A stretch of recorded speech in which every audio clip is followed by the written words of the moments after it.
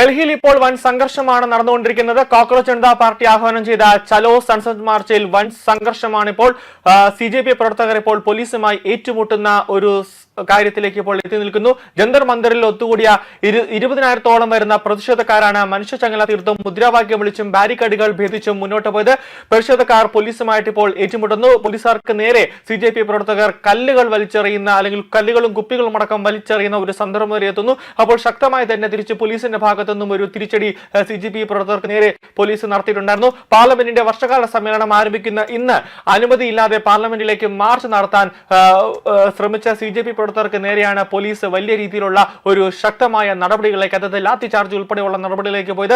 ഇന്നലെ പാർലമെന്റിലേക്ക് മാർച്ച് നടത്തുമെന്ന് പറഞ്ഞുകൊണ്ട് CJP പ്രവർത്തകർ ഡൽഹി പോലീസിലേക്ക് ഒരു അനുമതി ആവശ്യപ്പെട്ടുകൊണ്ട് ഒരു കത്ത് നൽകിയിരുന്നു. പക്ഷേ അതിനുള്ള അനുമതി നിഷേധിക്കുന്ന തരത്തിലേക്ക് പോലീസ് ഉദ്യോഗസ്ഥർ എത്തി. പക്ഷേ എന്ത് വില കൊടുത്തും ഇന്ന് പാർലമെന്റിലേക്ക് മാർച്ച് നടത്തുമെന്ന് CJP പ്രവർത്തകർ പറഞ്ഞിട്ടുണ്ടായിരുന്നു. ഏകദേശം 20,000-ഓളം വരുന്ന CJP പ്രവർത്തകരാണ് പാർലമെന്റിന്റെ അകത്തേക്ക്, അത് ബാരിക്കേഡുകൾ മറിച്ചിട്ട് അകത്തേക്ക് പ്രവേശിക്കാനായിട്ട് ഒരു ശ്രമം നടത്തിയത്. അതാണ് പോലീസ് ശക്തമായി തന്നെ അതിനെ തടഞ്ഞത്. അതിൽ വലിയ രീതിയിലുള്ള ഒരു സംഘർഷം ഉണ്ടായി. കൂടാതെ ദേശീയ മാധ്യമ പ്രവർത്തകർക്കടക്കം പരിക്കേൽക്കുന്ന ഒരു സാഹചര്യം ഉണ്ടായി.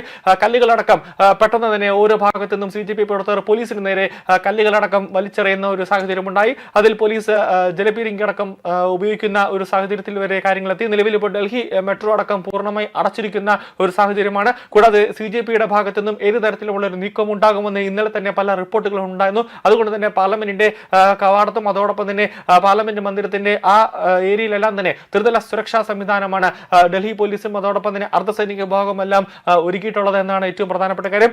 മാർച്ചിന് യാതൊരുവിധ അനുമതി നൽകിയിട്ടില്ല എങ്കിലും വലിയ രീതിയിൽ ബലം പ്രയോഗിച്ചുകൊണ്ട് പാർലമെന്റിന്റെ മുമ്പിൽ സ്ഥാപിച്ച ബാരിക്കേഡുകളടക്കം മറച്ചിട്ടുകൊണ്ട് ഒരു ആക്രമണം നടത്താനാണ് ഇവരെല്ലാം തന്നെ ശ്രമിച്ചതെന്നാണ് നിലവിൽ ലഭിക്കുന്ന സൂചന. കൂടാതെ ആം ആദ്മി പാർട്ടിയുടെ മുതിർന്ന നേതാക്കളായ മനീഷ് സിസോദ അടക്കമുള്ളവർ ഈ CJPക്ക് പിന്തുണ പ്രഖ്യാപിച്ചുകൊണ്ട് ഈ പാർലമെന്റ് മാർച്ചിലേക്ക് എത്തിയിട്ടുണ്ടായിരുന്നു ഏറ്റവും പ്രധാനപ്പെട്ട കാര്യം. അവരെയൊക്കെ പോലീസ് ലാത്തി ചാർജ് നടത്തുന്ന ഒരു സാഹചര്യമാണ് ഉണ്ടായത്. അതായത് CJP പ്രവർത്തകരെ മൊത്തത്തിൽ അടിച്ചോടിക്കുന്ന ഒരു കാഴ്ചയാണ് ഡൽഹിയിൽ ഉണ്ടായത്. അനുസരിക്കാത്തവർക്കെതിരെ കർശനമായ നിയമ നടപടികളും കുറച്ചുപേരെ അറസ്റ്റ് ചെയ്ത് മാറ്റുന്ന ഒരു സാഹചര്യത്തിലേക്ക് വരെ കാര്യങ്ങളുണ്ടായി. പക്ഷേ CJP പ്രവർത്തകർ ഒന്നും ഇതിനെ പിരിഞ്ഞു പോകാൻ തയ്യാറാകുന്നില്ല എന്നുള്ളതാണ് ഏറ്റവും പ്രധാനപ്പെട്ട കാര്യം. ഇതിൽ ഏറ്റവും ഒരു പ്രശ്നമുണ്ടാകുന്ന ഒരു കാര്യം, 20,000-ഓളം CJP പ്രവർത്തകരാണ് ഡൽഹിയിൽ ഇപ്പോൾ തടിച്ചു കൂടി നിൽക്കുന്നത്. പക്ഷേ പോലീസിന് അതോടൊപ്പം തന്നെ അർദ്ധസൈനിക വിഭാഗത്തിന് അത്രയേറെ ഒരു അംഗബലം ഇല്ല എന്നുള്ളതാണ് ഏറ്റവും പ്രധാനപ്പെട്ട കാര്യം. എന്നാലും പോലീസും അതോടൊപ്പം തന്നെ സൈനികരും എല്ലാം തന്നെ റെഡിയായി തന്നെ നിൽപ്പുണ്ട്. ഏറ്റവും കൂടുതൽ ഫോഴ്സിന്റെ ആവശ്യം വന്നാൽ അവർ ഉടനടി തന്നെ പാർലമെന്റിലേക്ക് എത്താനുള്ള ഒരു സാഹചര്യം കൂടി ഉണ്ട് എന്നതാണ് ഏറ്റവും പ്രധാനപ്പെട്ട കാര്യം. ഇപ്പോൾ സമരത്തിന് പിന്തുണ പ്രഖ്യാപിച്ച് അനിശ്ചിതകാല നിരാഹാര സമരം നടത്തി വന്ന പ്രമുഖ സാമൂഹ്യ പ്രവർത്തകനായ സോനം വാങ്ചുക് കഴിഞ്ഞ ദിവസം പോലീസ് ഫലമായി സമരവേദിയിൽ നിന്നും ആശുപത്രിയിലേക്ക് മാറ്റുന്ന ഒരു സാഹചര്യമുണ്ടായി.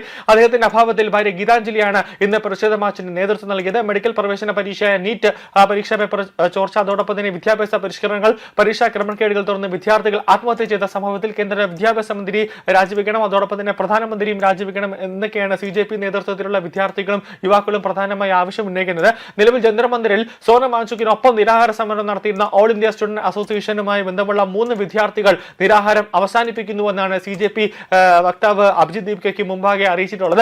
നീണ്ടുനിന്ന സമരത്തിന്റെ 23-ാം ദിവസമായിരുന്നു തിങ്കളാഴ്ച. അതിൽ പ്രധാനികളായ അഭിനേതാക്കളായ ഷഹബാന ഹസ്മി, പ്രകാശ് രാജ്, അതോടൊപ്പം തന്നെ MP മനോജ് ദാ എന്നിവരാണ് ഇപ്പോൾ നമ്മളിപ്പോൾ ഈ സമരം അവസാനിപ്പിക്കുന്നുവെന്ന് പറഞ്ഞ അഭിജിത് ദീപ്കയോട് പറഞ്ഞിരിക്കുന്നത്. അവർക്ക് ഈ നിരാഹാര സമരം ഒന്നും കിടക്കാൻ പറ്റില്ല, അതുകൊണ്ട് തന്നെ നമുക്ക് വേറെ പണിയുണ്ട് എന്നൊക്കെ പറഞ്ഞുകൊണ്ടാണ് അഭിജിത് ദീപ്കയോട് നമ്മൾ നിങ്ങളോടൊപ്പം ഇനി ഇല്ല എന്ന് പറഞ്ഞുകൊണ്ട് ഒരു ടീം തന്നെ ഇപ്പോൾ പിന്മാറുന്നു എന്നത്.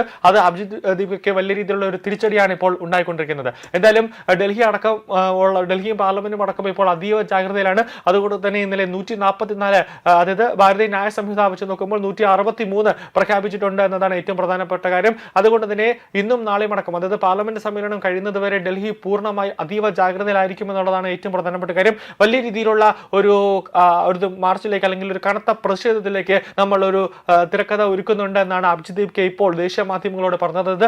CJPയുടെ ഭാഗത്തു നിന്നും ഏത് തരത്തിലുള്ള ഒരു ആക്രമണവും ഇപ്പോൾ പോലീസ് കരുതുന്നുണ്ട് എന്നതാണ് ഏറ്റവും പ്രധാനപ്പെട്ട കാര്യം.